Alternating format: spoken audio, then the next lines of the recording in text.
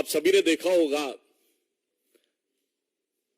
कि इस तथाकथित INDIA/घमंडिया गठबंधन की घटक दल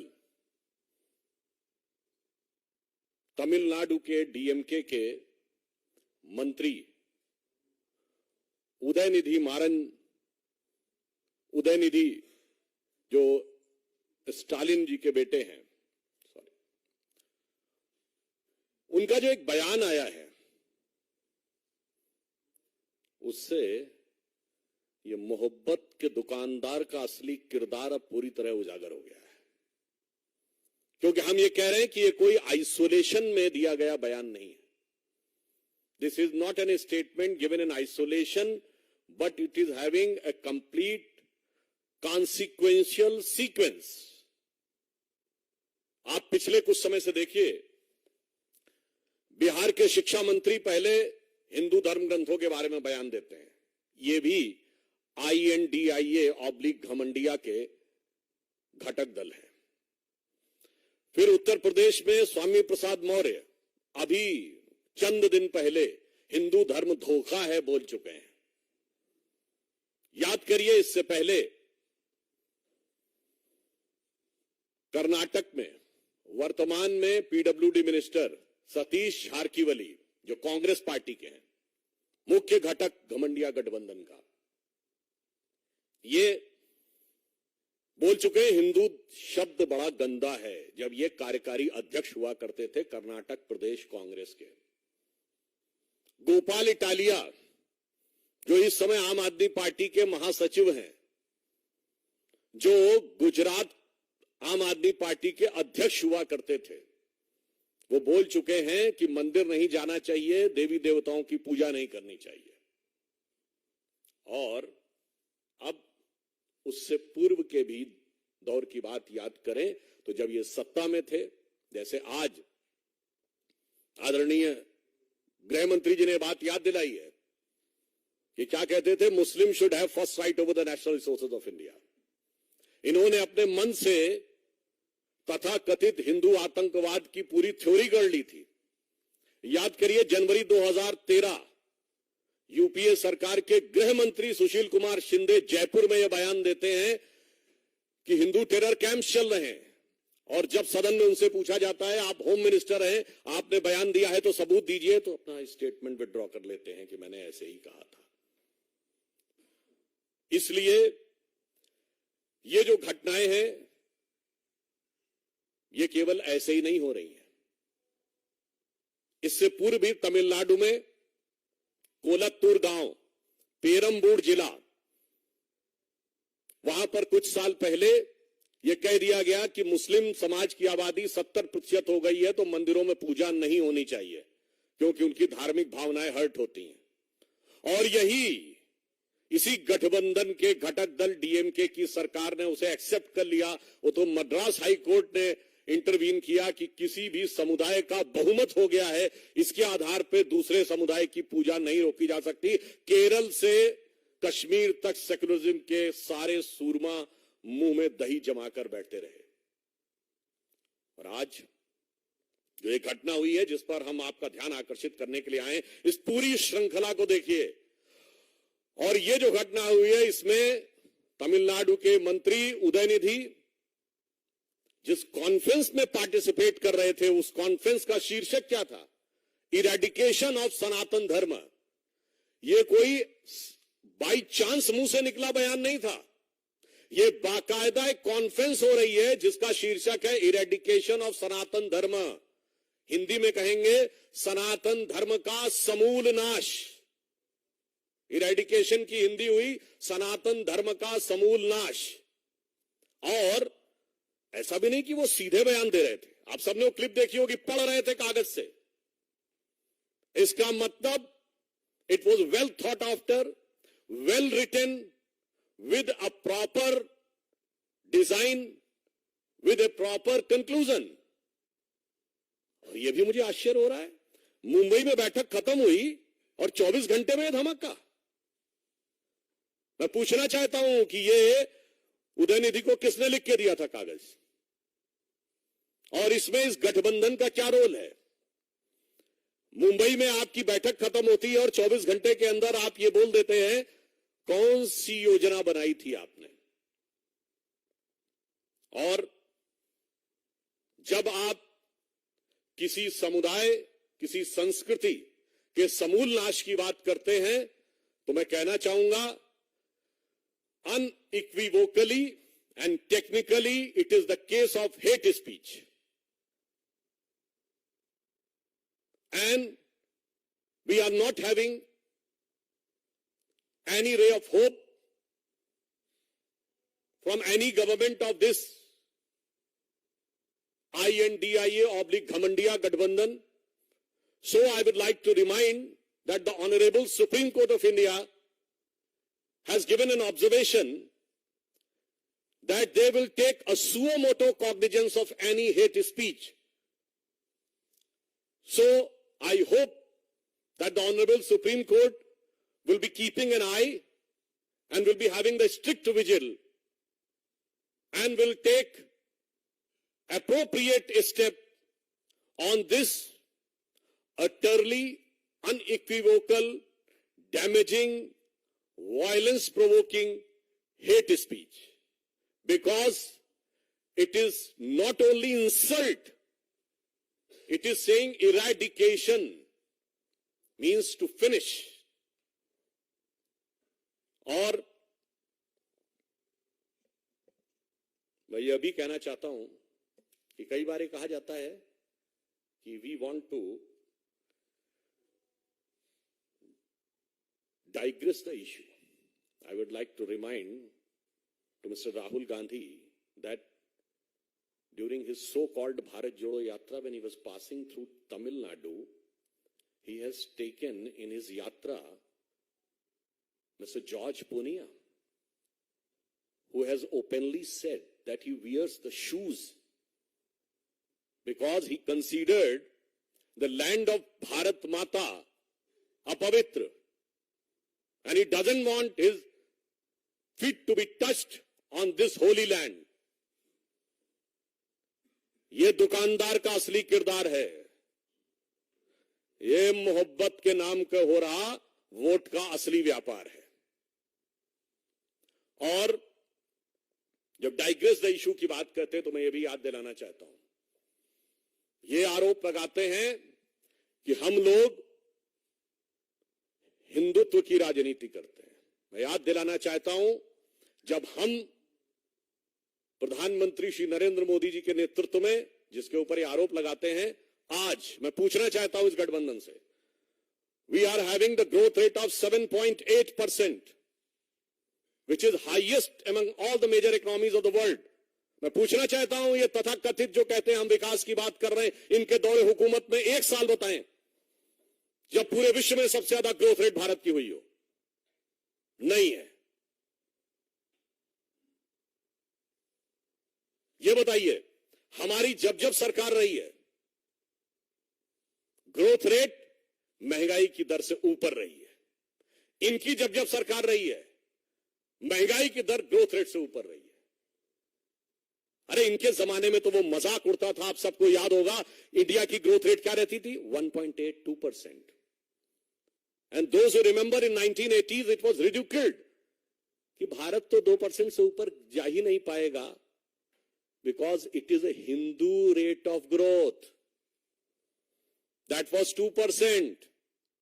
और ये वो तब था when they were having almighty, all powerful 2/3 majority government of Srimati Indira Gandhi's 70s 1 to 77. Then another 2/3 majority government of Srimati Indira Gandhi 81 to 84. Then an all-time highest majority government of Rajiv Gandhi 84 to 89. 2% growth rate. हमारी government आई है, I can say the 7.8% growth rate in the worst possible situation in the world today.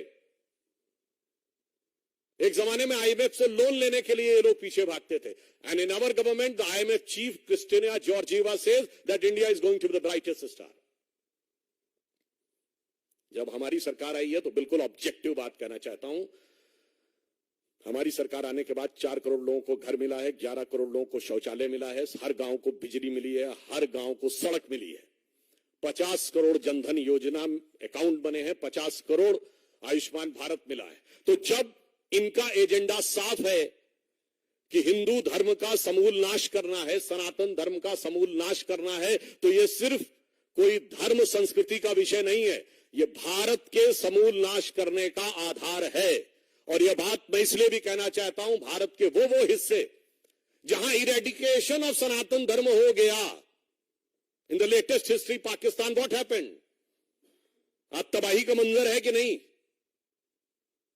And in India, Kashmir, what happened before 2019? What was the growth rate? What was the employment rate? What was the education rate?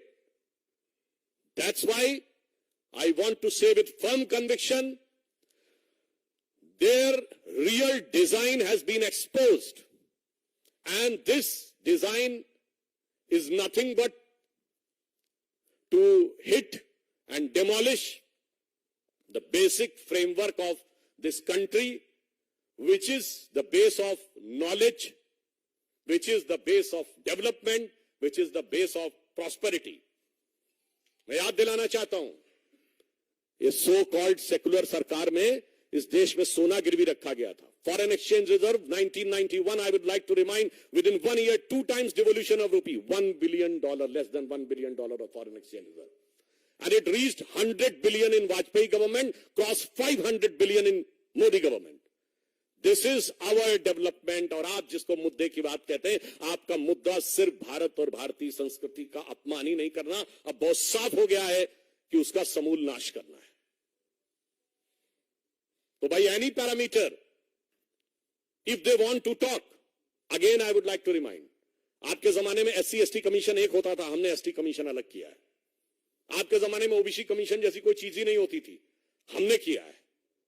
आपके जमाने में reservation ही खत्म था, कश्मीर में नहीं मिलता था, कई इंस्टीट्यूशंस में नहीं मिलता था, हमने दिलवाया है. समाज के हर वर्ग का वास्तविक सम्मान हमारी सरकार में हुआ है.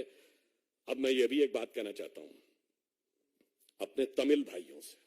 आई would like to urge to our Tamil brothers, those who want to say that if in Sanatan Dharma there is only thing which is divisive and discriminatory, and they are thinking that this is like a disease and virus. मैं उनको याद दिलाना चाहता हूं, if the scientist like Robert Oppenheimer sees its inspiration from Srimad Bhagavad Gita, if the scientist like Erwin Schrödinger in his book What is Life says that he is inspired by Upanishads, if the father of the rocket science, Werner von Braun, whose guru was Hermann Oberth, and he said that he uses to read Vedas for knowledge, Werner Heisenberg has said that he has got the final concept of relative uncertainty by discussing with Gurudev Rabindranath Tagore on the Vedantic philosophy. मेरे भाई, अगर बड़े बड़े साइंटिस्टों को इसमें knowledge नजर आ रही है और आपको सिर्फ डिवीजन नजर आ रहा है, तो वायरस आपके दिमाग में आ गया है. वायरस ये नहीं है, the virus is in your mind, and this virus is nothing but, one is a Macaulay virus of 19th century, and another is a Marxist virus of 20th century. और इस अमृत काल में इस विष को निकालना होगा. मैं तमिल भाइयों से कहना चाहता हूं, you talk about the Tamil pride, and he was saying that the Sanatan is a word from Sanskrit language. I would like to say all the so-called Dravidian parties use the word Dravid. Dravid is not a Tamil word, it is a Sanskrit word, which has been misappropriated by Britishers. It is part of 2 words of Sanskrit. Drav means liquid, Ra means dharti. That is that part of land which is surrounded by water. And it is being used by Adi Shankaracharya. और वेदों में शुनाशेप की कथा में आता है, Adi Shankaracharya, when he came to Kashi and he has to discussion with the Vidvat Parishad, they ask, young boy, you give your introduction.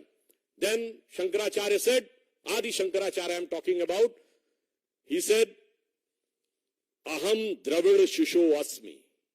मैं द्रविड़ शिशु हूं. All the frameworks of Vedantic philosophy emerged from this southern India, which they call the Dravid land. It is called Dravid land in the Sanskrit text. अद्वैत के प्रवर्तक शंकराचार्य केरल से, द्वैत के प्रवर्तक मध्वाचार्य कर्नाटक से, विशिष्टाद्वैत के प्रवर्तक मध्वाचार्य कर्नाटक से, द्वैत के प्रवर्तक रामानुजाचार्य तमिलनाडु से, द्वैताद्वैत के प्रवर्तक निम्बार्काचार्य आंध्र से, वेदों पर एकमात्र भाष्य लिखने वाले सायणाचार्य विजयनगर एम्पायर से, यानी आज का कर्नाटक और आंध्र। मान्यवर, क्या हिस्ट्री पढ़े हैं? ये कौन सा वायरस आपके दिमाग में घुस गया है? और मैं इसलिए ये भी कहना चाहता हूं, ये वायरस जानते कहां से घुसा है? There was a British missionary whose name was G.U. Pope, George Uglo Pope. He has first time tried to bifurcate and he used the word Tamil race.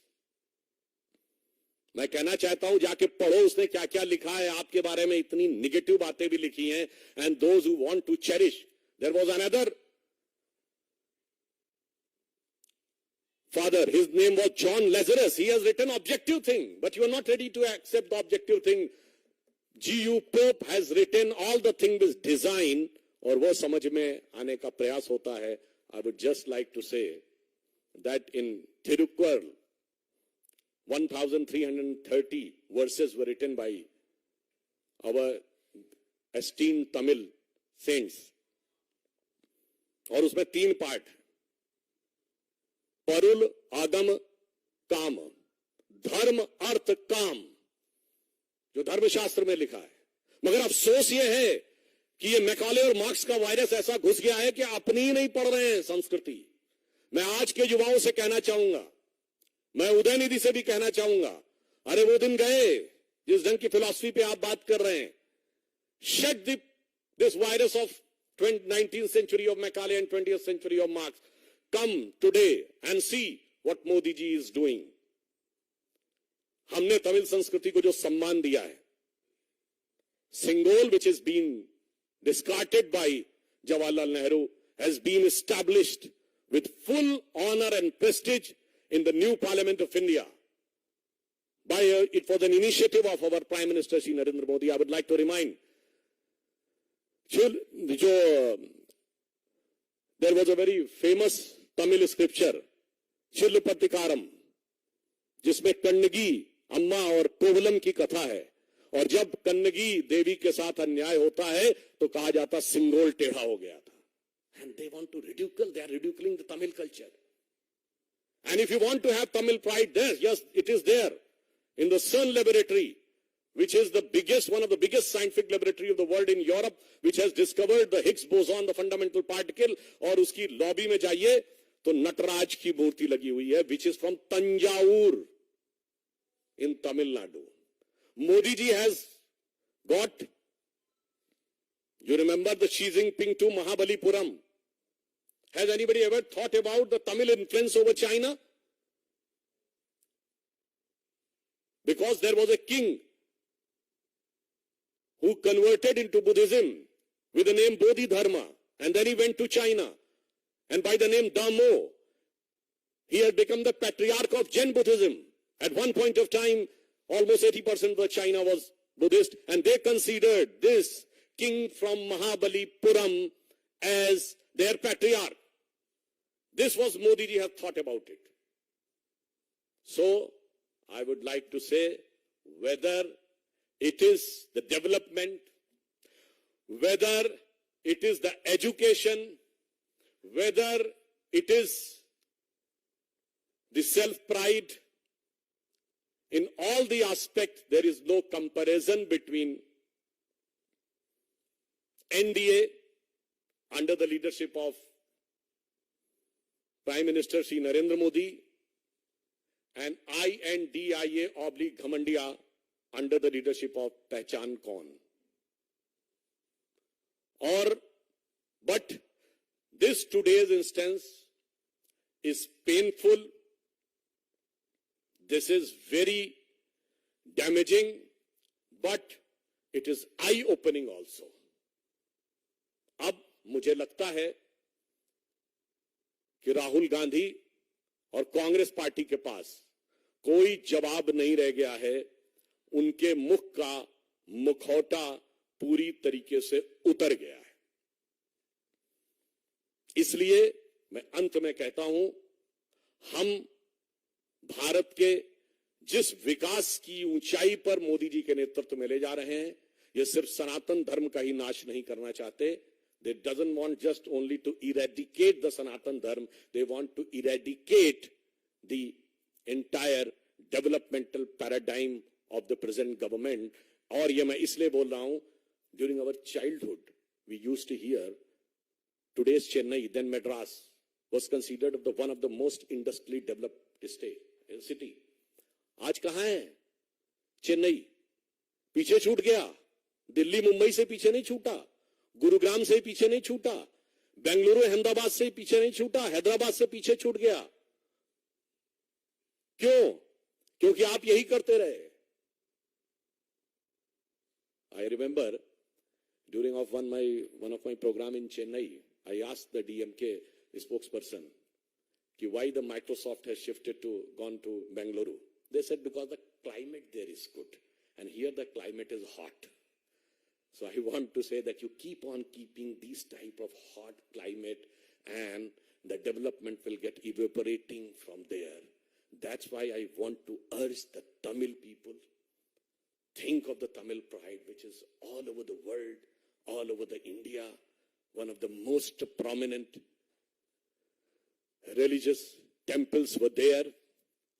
And look at the pace of development, look at the work undertaken for the poor and downtrodden, and have a clear, categorical vision in your mind कि कौन किसके साथ खड़ा है, कौन भारत के विकास के साथ खड़ा है, कौन भारत के समूल नाश के साथ खड़ा है।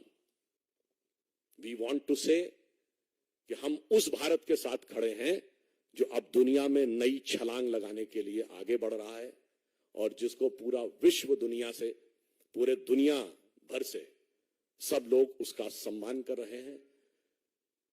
तो मैं एक पंक्ति कहकर समाप्त करना चाहूंगा कि आवर विजन इज, स्वप्न देखा था कभी वो आज हर धड़कन में है, एक नया भारत बनाने का इरादा मन में है, बढ़ रहे हैं हम प्रगति की ओर उस रफ्तार से, कर रहा है विश्व भी हमको नमन उस पार से।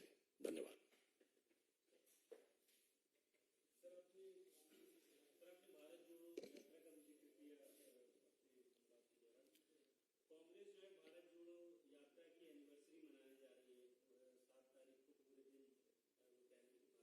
बरसी मनाने जा रही है। Again, I would like to re-emphasize. I am having 3-4 clear categorical questions. मैं उसको re-emphasize कर देना चाहता हूँ। Number 1, the name of the conference was Eradication of Sanatan Dharma. I want a clear answer from Congress Party. You are in favor of eradicating Sanatan Dharma और हिंदू धर्म? हिंदी में कह देना चाहता हूं, मैं कांग्रेस पार्टी से साफ पूछना चाहता हूं, आप सनातन धर्म और हिंदू धर्म के समूल नाश के पक्षधर हैं या नहीं? नहीं तो गठबंधन पे क्या विचार है? पॉइंट नंबर 2, वो पढ़ रहे थे उदयनिधि, वो कागज उनको किसने दिया पढ़ने का? पॉइंट नंबर 3, इस गठबंधन की मुंबई बैठक के 24 से 48 घंटे के अंदर यह घटना कैसे हुई? वो साफ करें कि क्या उन्होंने कोई ऐसी योजना वहां बनाई थी? एंड पॉइंट नंबर 4, ये हमारे हिसाब से हेट स्पीच है और इसके ऊपर तमिलनाडु सरकार को कार्रवाई करनी चाहिए। And point number 5, that we urge and request the Honorable Supreme Court of India that you have said that you will keep, Supreme Court will keep an eye and will take a suo motu cognizance of hate speeches, that they should examine it and take an appropriate action in accordance with the law.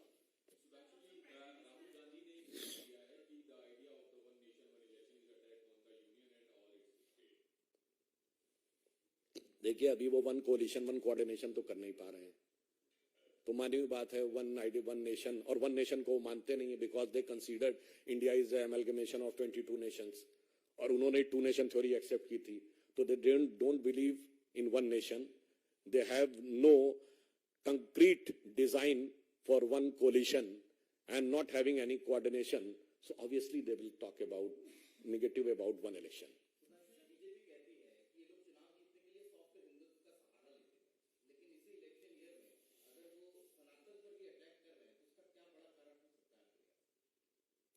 देखिए, जानते क्या हो सकता है?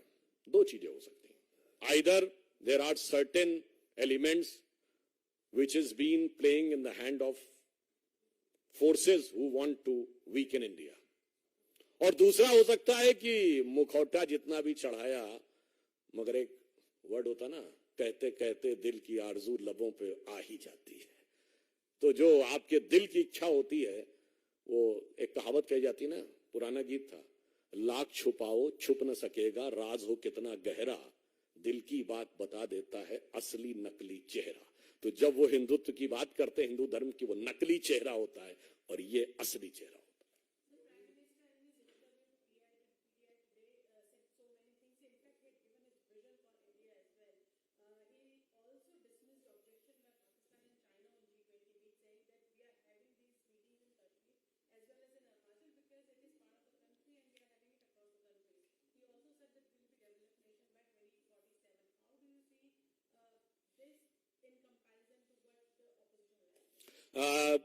During the opposition time, Kashmir Valley was witnessing Bharat Tere Tukde Honge. Kashmir Valley was witnessing the flags of ISIS. Kashmir Valley was witnessing the flags of Pakistan. Kashmir Valley was witnessing Pakistan Zindabad. And they were unable to hoist the national flag on Lal Chowk even on 26th January and 15th of August. And not only this, during their tenure, the most pious mosque of the Muslims in the entire country, Hazrat Bal, was captured by terrorists. During their regime, the biggest Sufi shrine of the country, Charare Sharif, was burnt alive, destroyed. And during our regime, जो कहते थे तिरंगे को कंधा देने वाला नहीं मिलेगा, डल लेक के किनारे तिरंगे की कतार देखिए और G20 समिट हो रही है. इन्वेस्टमेंट मैक्सिमम हो रहा है, मैक्सिमम टूरिस्ट आ रहे हैं, डेवलपमेंट का बेस आगे बढ़ रहा है. That is the different picture between their rule and our rule.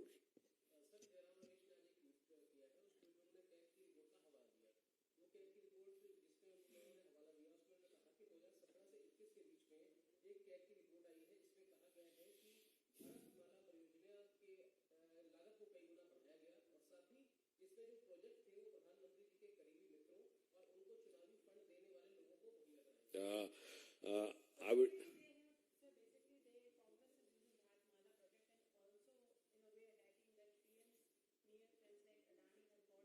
नहीं, आपने इम्प्लिसिट बोला, I will give the explicit answer. Overt covert दोनों. I am saying Jairam Ramesh ji is a quite well read person, so I would like him to just look at it. You are talking about per kilometer 18 crore rupees. It was just in the simple situation. And what is written in that? The tunnels, the flyovers, and the overbridges exempted. That will have a different cost. Can we imagine that the making 1 kilometer road on a plain road and 1 kilometer in the tunnel is same cost? And if in this expressway there are 2, 3 over, in some places there are 4 overlapping, 8 lanes, it's for 1 lane. So अब तो ये तो वो बात हो गई ना कि 1 स्क्वायर मीटर पे कंस्ट्रक्शन की कॉस्ट इतनी है, तो 1 मंजिल की भी उतनी होगी और 10 मंजिल की भी उतनी होगी. ऐसा तो नहीं हो सकता.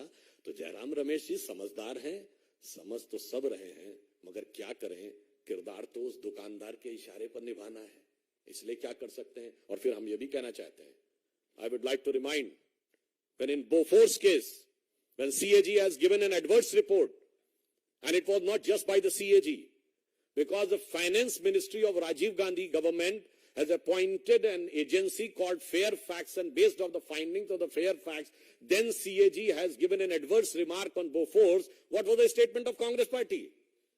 कि इनकी full pant के नीचे half pant है CAG के.